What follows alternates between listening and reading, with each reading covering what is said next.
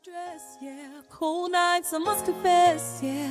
There's something in my soul that kept telling me to hold on. Even when the world turned its back on me, I knew deep inside that I wasn't meant to be bad. Content warning. This episode contains discussions of human trafficking and abuse that may be distressing for some of our listeners. Listener discretion is advised. Welcome to When I Was Homeless, a podcast that shares real stories of resilience and hope. I'm your host, Gabby Cunningham, and today we're having an honest conversation about homelessness. Not as statistics, but as human experiences. Each story matters, each voice deserves to be heard, and each guest brings us closer to understanding. Before we begin, I want to share some important context. According to recent studies, approximately 97% of human victims of trafficking know their trafficker, often someone they trust, like a family member or intimate partner. This highlights how complex and personal these situations can be. Today's guest, Crystal, shares her powerful journey of survival, faith, and healing. Her story reminds us that there is always hope and help available. For show notes, conversation starters, reflection questions, and help resources, please visit www.formybonuschild.org. If you or someone you know needs immediate assistance, Rescue America provides safe exit support for trafficking survivors. Now, let's hear Crystal's story. Crystal, thank you for joining us today and for your courage in sharing your story. Thank you for having me. Why don't you tell us a little bit about your current work and your ministry, and we can get a little background about who you are and what you're currently doing. Okay, so I have a ministry called Cookies and Jesus, and I bake cookies and then I hand them out to the community. I don't charge anything because it's not for me to decide who can afford it and who can't. What? And I pray with people when I hand out the cookies, and I'm not going to miss the opportunity to pray with someone. So I started this ministry to spread the love of Christ and to bring awareness to human trafficking. So I do like bake sales and fundraisers and silent auctions and stuff like that to bring in funds. And then I am also associated with an organization called Zara House, which is a program in West Virginia for survivors of sex trafficking. And I am currently on the executive board, but the 1st of December, I'm actually moving there to be a survivor advocate. So I'm excited about this new journey that God has me on. Excellent. I want to reiterate that this is a grace-filled space. It's a safe space where your testimony matters. Whoa. And you will be able to share your story as freely and as openly as you'd like. Can you share with us how your faith journey began, particularly what that powerful moment when Jesus came to you at the age of 5? What was that like for you? Oh gosh, like I don't have many memories of my childhood, but that when I do, like I remember when I gave my life to the Lord, and I remember him telling me that he would never leave me and that he would always protect me. And he did. He's the only one who ever kept his promise to me, but he did. And I remember just times in my room with just me and Jesus. And yeah, he was my best friend. It was amazing. But I never knew the relationship piece. Like, I guess as you grow older and you get to that point in your mind where you know right from wrong. I think it's a relationship as a child with Jesus. It's different than a relationship with God or the Lord as an adult. And so I didn't actually know that there was a relationship piece until after I escaped. And when I went to where I was healing, that's where I discovered the piece that was missing. And then from there on out, it's been wonderful, and it's been hard because, when you get closer to the Lord, Satan attacks even more. So Oh, for sure. So, how did this early promise of protection shape your journey? Until I got my memory back in December of last year, like I didn't even remember any of this. Like I remembered sitting at the table in Sunday school, giving my life to the Lord. I always remembered that. And I could always remember like Jesus being with me, but I couldn't remember like the actual details like I do now. He was the only thing I had to lean on. He was my protector. He was my best friend. He was all I had. So, you mentioned losing your memory and having a swath of time that you don't recall until pretty recently. Could you share with us, now that you do recall, what happened in that time, what your memories are? What was your homelessness situation? What was that time like, if you don't mind sharing? Sure. So as far as like my memory, like I don't really know when I lost it. I just know like I never really had a lot of memories to begin with. Like the only things in my life that I really remember are things that I have seen pictures of, which now I don't have any pictures. But throughout my life, like that was what brought my memories, was pictures that I had seen. So those were the things that I remembered. As far as my homelessness, like that started in 2019. I was with my husband at the time, who now I know was involved in my trafficking. So I left him and he drained my account of $50,000. So then I wasn't just. I know that these are very sensitive topics and things that people may not want to get too far into, but specifically for those of us who are listening who may not quite understand what trafficking is or what it might even look like, could you just give us a brief overview of that and then go into leaving your husband? Yeah. So trafficking for me was very different. Like there's this intimate piece that I think people don't understand. Like it's almost like I think the statistic is like 90%, somewhere in the 90s of traffickers. Actually, it's an intimate relationship. Like they know their trafficker. It's someone who they trust, someone who, either a family member or a husband, a boyfriend. It's manipulation. It's mind games. It's mind control. And that's why I think I've always said, like, it was ultimately, yes, they had the choice to decide what they were going to do. They had free will. But ultimately, it was Satan working behind it. It's making you believe that you're crazy. They just manipulate you. They gain your trust and then they use it against you. A lot of people don't realize how intimate trafficking is. I think the statistic is like 90 some odd % of victims know their trafficker.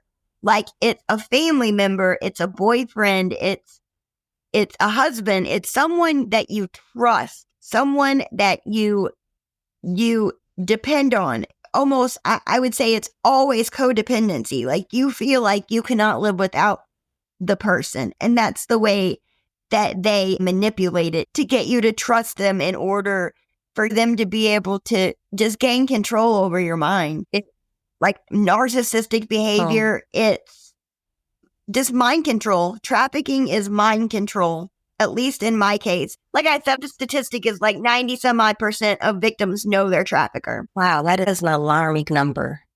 You were being trafficked by your husband, from what I can pull from this. And how long were you guys together before you realized that you were in trouble, that this was a dangerous situation? So I actually did know, and I don't know. So my husband played a role in this, but not as my actual trafficker. He knew my trafficker. Like he gave me, I don't know if he gave me to them, if he sold me to them, but he knew them. The ones who took me, the one that I went to California with. Like I discovered that they knew each other. So he's connected, but I don't know how. I know that he was definitely involved in the mind manipulation, the setting it up. Like my dad did the same thing to my mom, like tried to make her look like she was crazy. So I believe that my dad is the one who taught him this. My husband treated me one way until he saw the way my family treated me, and then things switched. Like when he got closer to my dad, the whole relationship twisted. It just, it went to a completely different dynamic. Once he started talking to my dad and got close to him, and I guess he knew how far he could push me at that point, like he saw how they treated me and he treated me the same. So like I said, like he knew the people that I went to California with, and I called him when I was in California for help, and he told me he didn't care if I was starving, freezing, or dying not to call him. He told me that there was no way this was happening to me because it only happened to young pretty girls. It's kind of like the mind manipulation. My grandma told me if I was a good little girl, that bad things wouldn't happen to me. And I grew up always believing that if you make everybody else happy, then in the end, you'll be happy. That's how I was raised. Can you tell me a little bit more about, as you came out of it? I know that at some point you gathered the strength and you had the faith to leave your husband.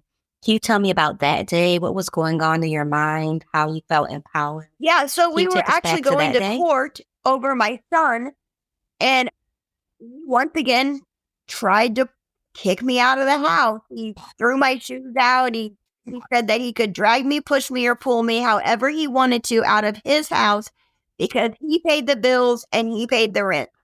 So when I went to court, I talked to someone who got me into a shelter, and I would like to say I didn't go back, but I did. We had been together for like 10 or 11 years. And so I was trying to hold it all together, my marriage, my family, everything. And instead lost everything, like with my son and everything. Like I'm still fighting that battle to get him back now because of the mind manipulation. I tried to work things out, and then it was much more mind games.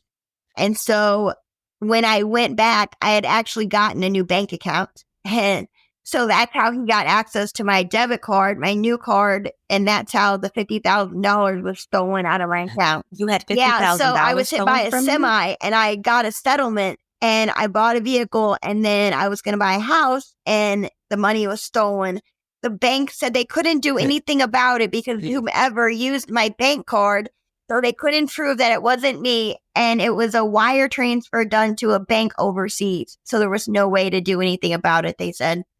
So at that point, I was homeless, vulnerable, without a job, had nowhere to live, and no money. Oh my goodness. It is so much for such a relatively young lady to endure. How did faith play a role in this? And how did you manage to start pulling yourself out of some really difficult Like in the midst of it, like I always prayed, but I didn't know the relationship piece that was missing. And at some point, so like as a child, like Jesus was my best friend. And then at some point, my mom became my best friend. But my mom was drugging me. My mom was behind so much of this. Like she is just, with me and my brother, it was just not good. Jesus was always my best friend. And then at some point, my mom became my best friend, which was like the worst decision. If I could change anything, I think that would be it. And then at some point, my ex-husband became like my idol. But I didn't realize this until I got away. And the Lord told me, you didn't lose him. I moved him.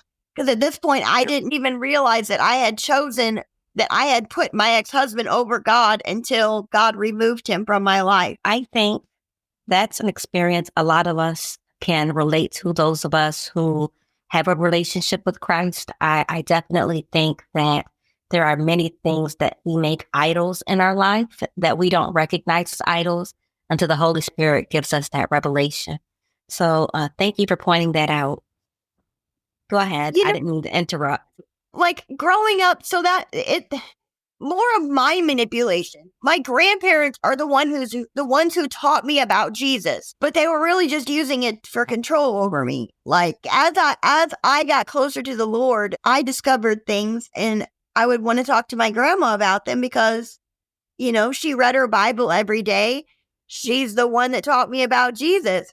But when I asked her, about the Proverbs 31 moment, for instance, she had no idea what I was talking about. So I went to the Lord in prayer, and he's revealed to me that they're not true. So I didn't know about the relationship piece. I didn't know all this stuff that was missing until I got away. And that's when I like found all those pieces. Like I didn't know about an idol. Like, I just didn't know. And I couldn't, like there's so much that I should have known growing up in church that I knew nothing about. The relationship piece, the fasting, the significance and the reasons for fasting and how to do it. I didn't know. And you would think growing up in a quote Christian home that you would know those things. But I was just given the bare necessities just for appearance. Because, I grew up in that home. What happens behind closed doors stays behind closed doors. No exceptions. So it was just for appearance. But I did not know this. Like, I was given a Bible and told to read it, but I didn't know why. And I didn't understand it. But I had no one. I didn't even know how to pray. I knew how to recite prayers that I had learned, but I did not know how to talk to my father. We could have a whole conversation on this. Resonates with a lot of us because if you grew up in a home where church was a regular occurrence, you were there for Sunday school, you stayed for Sunday night service, you were there on Wednesdays, you're in the choir. And I think that if you're checking all the boxes, we equate that to growing up in a Christian home when really you're growing up in a religious home, in a home with God-like routine, but that doesn't mean that you have a relationship with Christ. But that is not what we're going to get into fully today, because that's a whole different podcast, which I just might do. I don't know. But it would be a good one. It'd be a great one, an amazing podcast. I would, so many years ago, like if I would have known how to pray, if I would have known to pray for discernment, if I even knew what discernment was, that would have saved me a lot of heartache, but I didn't know. Absolutely. We can resonate with that. What I was told, and I believe to be true, is that the gift of revelation is a gift from Christ. And so a lot of things aren't revealed to us until it's meant to be revealed in our journeys. And so while we could look back and say, man, I wish I understood this, or I wish I knew more about fasting and really what it meant. Or, wow, I wish I understood that when I knew this thing was going to happen, it was not intuition. It was the Holy Spirit. It was discernment. And I wish I would have listened. We can go back and say that, but revelation is a gift from Christ. And he doesn't help us to have certain revelations until we're spiritually mature enough to understand it. And so no regrets. His timing is perfect, even though it leads to a lot of heartache here on earth. So you have a son. Do you have any other children? No, I don't. No, my marriage. I had him when I was 38. How old? I'm sorry? When I was 38, I had him. Oh, wow. What was that like, having a child a little bit later in life? Was that something you appreciated, or? All I ever wanted to be was mom. So, but my family made them believe I was crazy. So I haven't had him since he was 8 months old. My ex-in-laws have guardianship, but I can't afford an attorney to get in front of the judge to get it canceled. I've applied for legal aid 12 times, but denied every time for lack of funds. So I just have to keep reminding myself that it's just not God's timing. You're preparing to relocate. Would you like to tell people where they might be able to find you if they were able to provide legal resources? And of course, if you don't want to, you don't have to. I just wonder how we can support you even now in this moment. So I'm actually in Missouri, and that's where my son is. I'm moving to West Virginia. But anyone can find me either on social media under 40-Year Survivor, or even my Gmail account it's the number 40yearsurvivor@gmail.com. Excellent. Because we definitely want to use this platform, yes, to empower people, to give people a chance to tell their stories, to educate, and to close the gap. But we also want to support people exactly where they are today, because even when we come out of homelessness, that doesn't mean we no longer need help. support No. or community. And that's been like coming out of trafficking is there's just no support. There's no aftercare. And how do you start your life with nothing, with no help, So it's been a journey, that's for sure. If you had to estimate how long you felt you were in trafficking, you were in that season, about how long was it? I can't really say because I know it was as a child. I had gone to DFS as a child, so I know it was then. I don't know at what point it stopped. And then I know it began in 2019 when I left my ex-husband. But I don't know I don't know where it started and stopped or where it stopped in the middle there yet. Hopefully God will reveal that to me. But God's so gentle. Like he has been amazing. I don't even know how to put it. Like with giving me my memory back, it was so hard to discover these things, but he's so gentle and he made it so it could have been a lot deeper. It could have been a lot harder, but God just the way he did it was just amazing. It hurt, but he was comforting. Are you currently receiving any kind of counseling or therapy? Has that played a part in your healing journey? Yeah, I do trauma therapy, and it has, but most of it was getting my memory back, but at the same time, that kind of set me back too. But how so? Well, just because of getting all the memories back, it was so much, and it was so much hurt and so much pain at one time. But I asked God, I said, why does it hurt so bad? Or why does it have to hurt so bad? And he said it was then or now. And wow, like he protected me because when I was young, I had prayed 2 prayers all my life. Lord, protect my heart and protect my mind. But when it's time, I want to know everything. And please take me off this earth. And in answering that prayer, like I am not left with every memory, every smell, just everything. I'm not left with all that. I'm only left with the glimpses that God gave me so that I knew what happened. And when he said it was either then or now, like, wow, he really protected me. He answered that prayer. That's just another thing that he promised and he kept it. Don't ever think he doesn't hear your prayers because he does. I like to call that spiritual anesthetist. He is a spiritual anesthetist.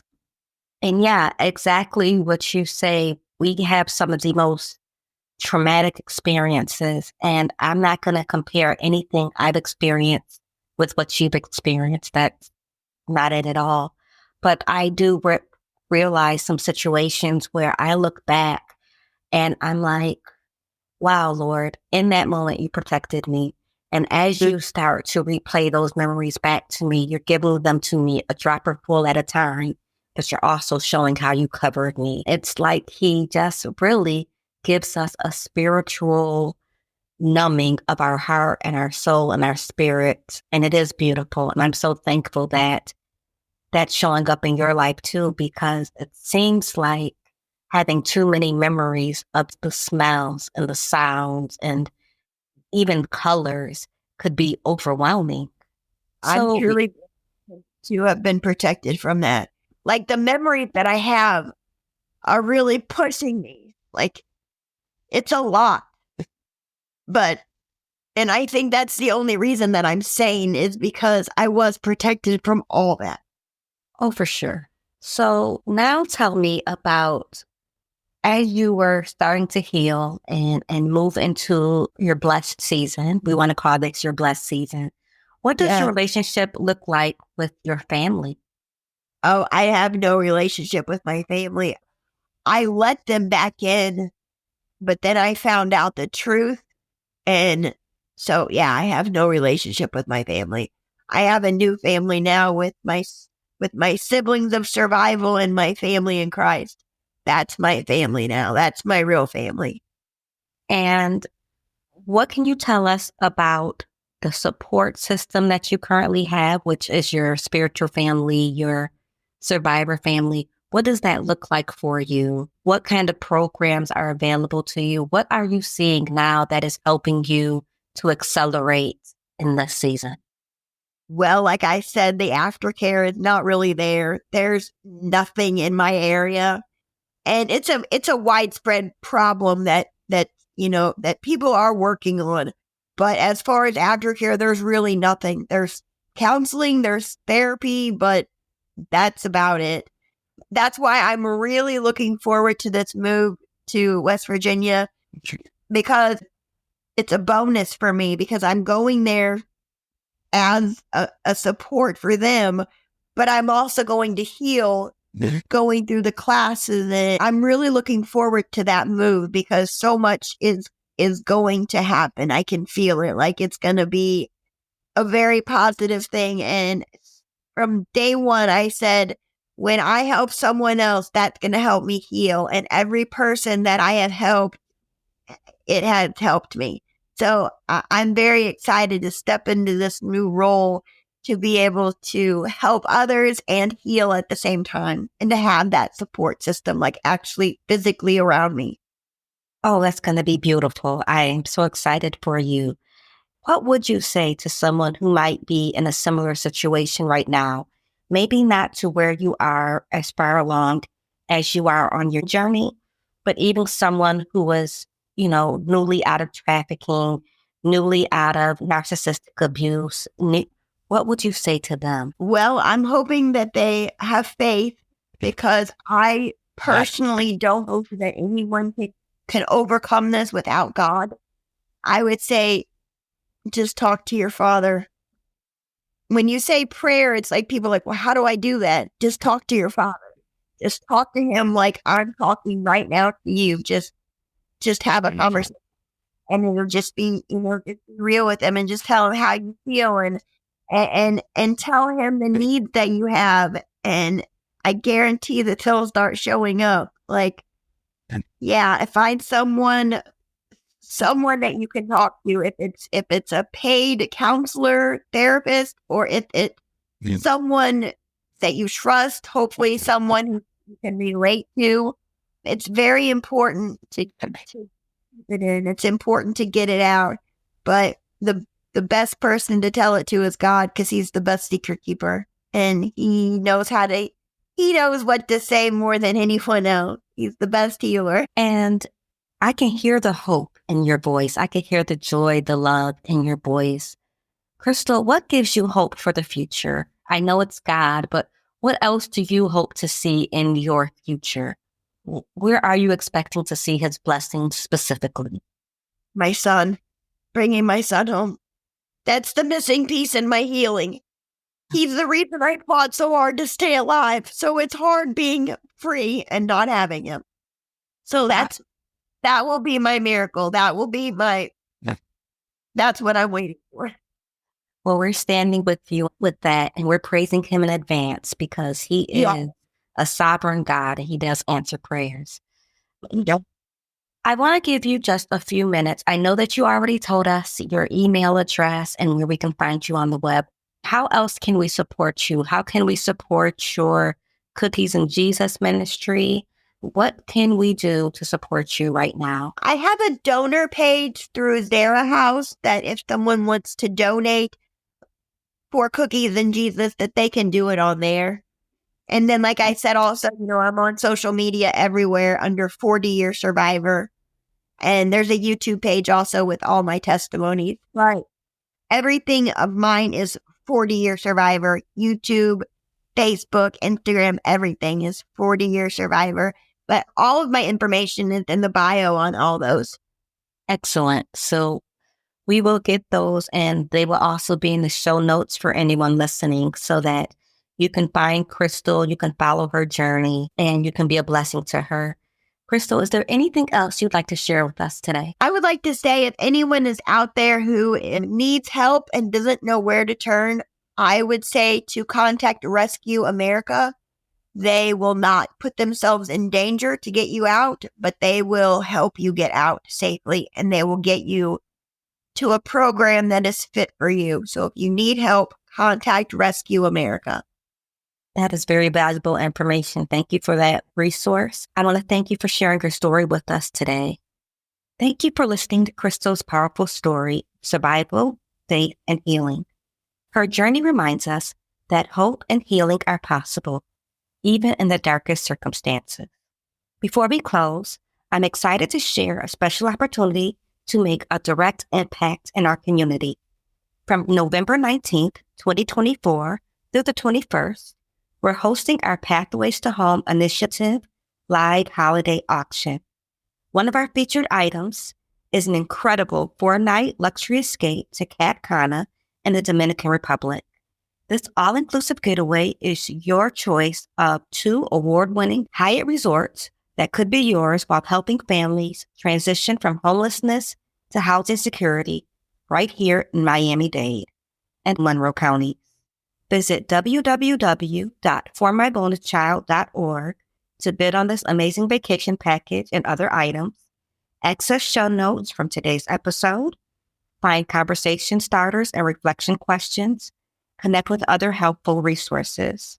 We have a Walk in Your Shoes immersive 4-week journal that you can download for free and understand what it might feel like to be homeless. You'll also learn more ways to support survivors like Crystal. I want us to remember Crystal's powerful message. If you or someone you know needs immediate assistance, contact Rescue America for safe exit support. Until next time, this is Gabby Cunningham reminding you that every story matters and together we can make a difference.